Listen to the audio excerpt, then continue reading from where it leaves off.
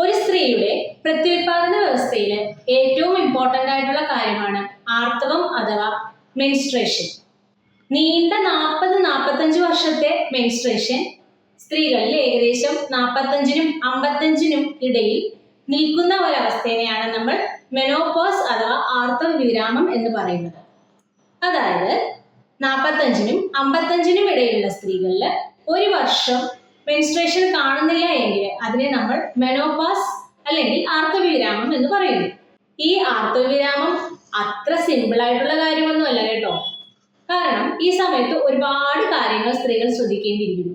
ആദ്യത്തെ, മെൻസ്ട്രേഷൻ ഭയങ്കര ഹെവി ആയി കാണുക, ഹെവി ബ്ലീഡിങ് ഉണ്ടാവുക, അല്ലെങ്കിൽ ഡ്രോപ്പി ബ്ലീഡിങ് ഉണ്ടാവുക, ക്രമം തെറ്റിയുള്ള ആർത്തവം, ഇതെല്ലാം മെൻസ്ട്രേഷൻ നിൽക്കുന്നതിന് മുമ്പ് സ്ത്രീകൾ അഭിമുഖീകരിക്കുന്നതാണ്. ഇനി മെനോപോസിന് ശേഷമോ? Mood swings.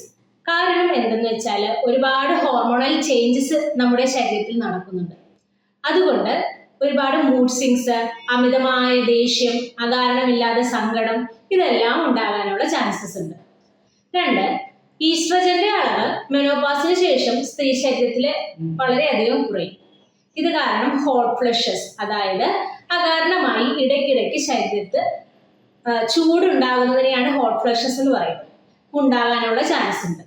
3, ശരീരത്തില് കാൽസ്യത്തിന്റെ അളവ് കുറയുന്നു. തന്മൂലം ഓസ്റ്റിയോപോറോസിസ് അഥവാ എല്ലുകളിലും പല്ലുകളിലും തേയ്മാനം ഉണ്ടാകുന്നു.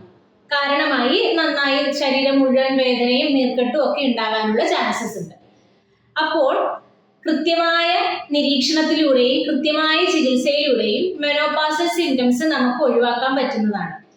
എല്ലാവർക്കും നല്ലൊരു ആർത്തവ വിരാമ ദിനങ്ങൾ നേരുന്നു.